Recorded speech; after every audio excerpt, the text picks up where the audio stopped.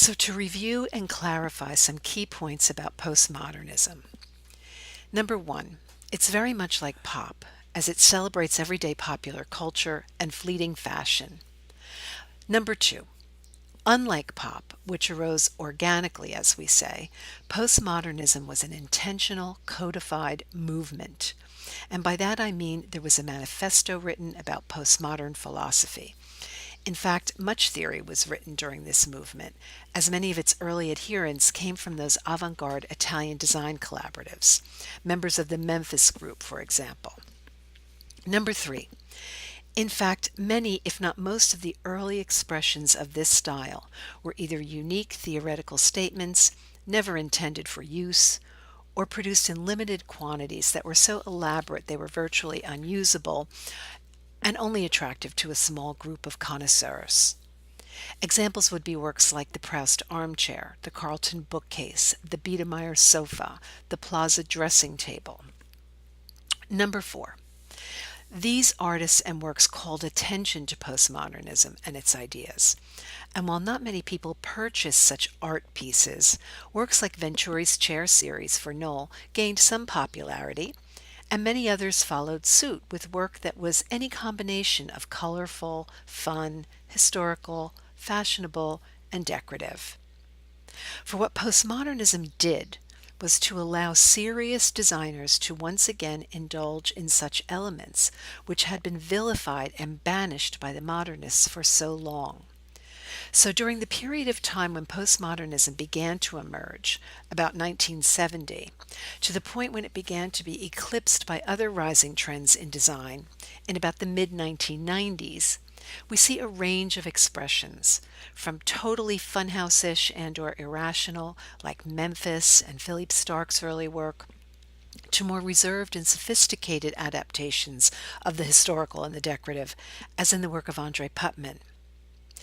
This chart was intended to outline the fundamental ideals and practices of the most avant-garde early practitioners, those who created and defined the style. Those who followed were not always as heavily invested in all of these concepts, but were grateful for the liberty they had now been granted to be as creative as they wanted to be, in as audacious a manner or not as they wanted. Understand?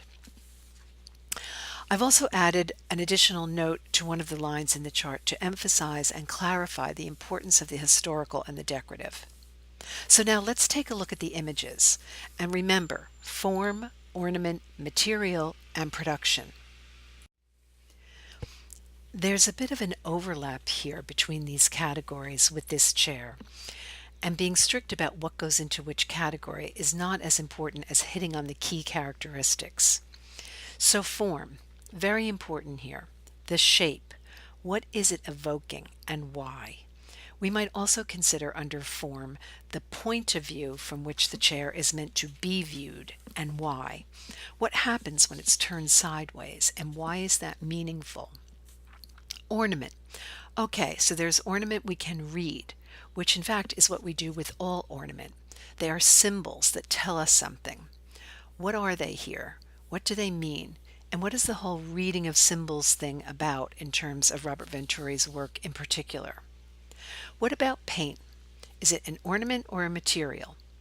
Both actually, but what matters is why paint and why painted pictures, painted symbols.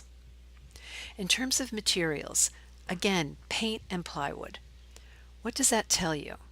And how does that relate to postmodern theory? Production. Not tremendously important here, as it is machine-made, which we would expect in that day and age, especially from a designer and style that is about consumerism and rapidly changing fashion, yes? But let's not forget the whole thing together. What do we see here overall? Some people will simply see an unusual chair that's fun, amusing, and decorative. They'll want to own it. It will give them pleasure for a while, then it'll be discarded for the next big thing. They may actually get sick of looking at this odd and bold imagery after a while. But some of us, those of us in the know, also see something else. A cartoon version of an iconic, traditional, very high-style English 18th century chair.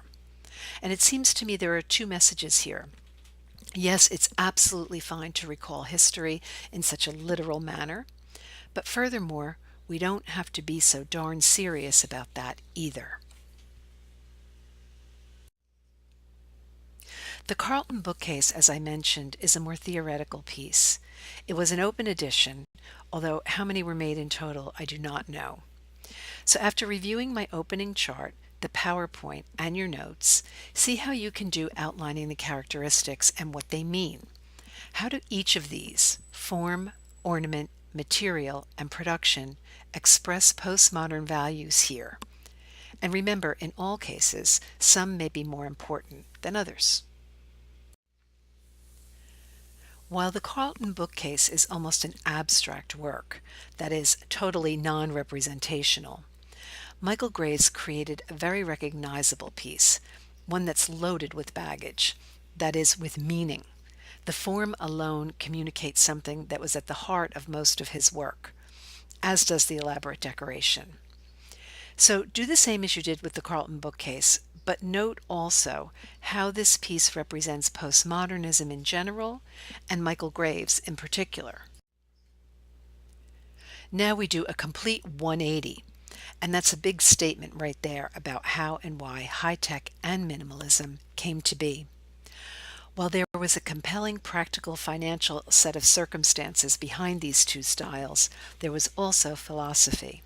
What was it? Think of my first statement here. What were high-tech and minimalism reacting to? And that first set of circumstances I mentioned, how is that expressed in the characteristics of this chair? In terms of form, ornament, material, and production, I would say that form and production are the most important, wouldn't you? What is the form? A discarded car seat. How is it produced? By scavenging through debris and bringing it home. That's how. And why do those two facts define this chair as high-tech? Who would make such a chair? Who would use such a chair? And why? By contrast, this chair seems so refined and elegant, it's hard to grasp at first how and why minimalism became associated with high-tech. Can you explain that connection? How did high-tech evolve from items like the Rover chair to something like this?